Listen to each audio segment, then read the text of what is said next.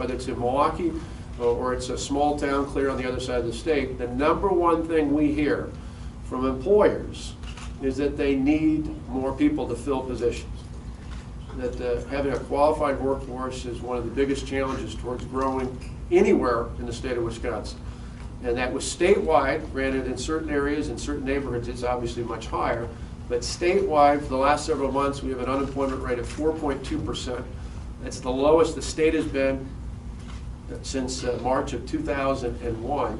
So we're at a 15-year low. We've got the highest level of people employed, but we've still got pockets in the state, particularly here in Milwaukee and other areas that have unacceptably high levels of unemployment. And what that suggests is we need to do more to help identify the workforce, either to identify skills that people already have and plug them into jobs that are available, or help people if they're lacking the skills needed for the jobs that are open, help them get the training and the education and experience they need to fill those positions. It's not just about building a workforce, it's helping to rebuild neighborhoods, to send a tangible message that people care about neighborhoods all across this city and all across this state. One of the things we've done in 2 previous phases in conjunction with the Department of Financial Institutions and providing some resources to the city to help with foreclosed, blighted, and otherwise abandoned properties is another $2 million, and a thank you to Brad Schimmel, the Attorney General, for freeing that up from part of the settlement the state's got for consumer protection. We'll be putting another $2 million into a program the mayor's going to talk about, where from Sherman Park all the way over here to the 30th Street Industrial Corridor, there's about, well, over 500 properties in that category, and this will help empower both the training that's needed to help individuals, ideally from these neighborhoods, get the training needed to then assist the city in the program. We'll be providing assistance through that $2 million and through other sources to then help demolish, revitalize, and renovate those properties, just as the city has done previously. And we want to be a good partner in that regard. And so that's really what we're talking about today, is putting a focus on building the workforce and rebuilding neighborhoods all across the city of Milwaukee. There are other good ideas out there that folks, lawmakers, local officials, Common Council President and I and others met last week about some public safety issues. Those are all things that continue to be on our radar and things we'll be working on in the coming weeks and months ahead. We want to have a renewed positive partnership with not only the leadership but with the people here in Milwaukee and in Milwaukee County. As someone who grew up here during the unrest of the 1960s, I saw the disinvestment that occurred in this city after what happened in the 1960s. And it was really decade-long problem. I am resolved not to allow that disinvestment to occur again. And I reached out to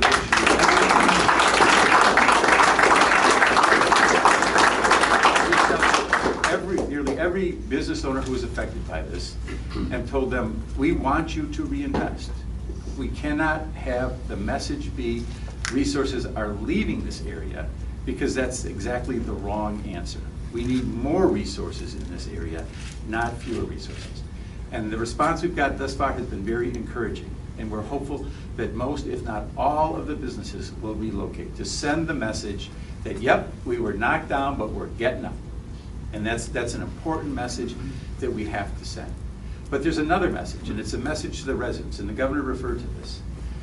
There are visual signs of the poverty in the city, and most of them, as you drive down many of the streets, are the houses themselves. And when we ran the numbers following what happened, as the governor pointed out, there are over 500 vacant buildings in the 10 census tracts that comprise the Sherman Park area and the surrounding areas of the 30th Street Industrial Corridor. The city probably owns 200, 220 of those. The rest are in private hands. Some are residential, some are commercial.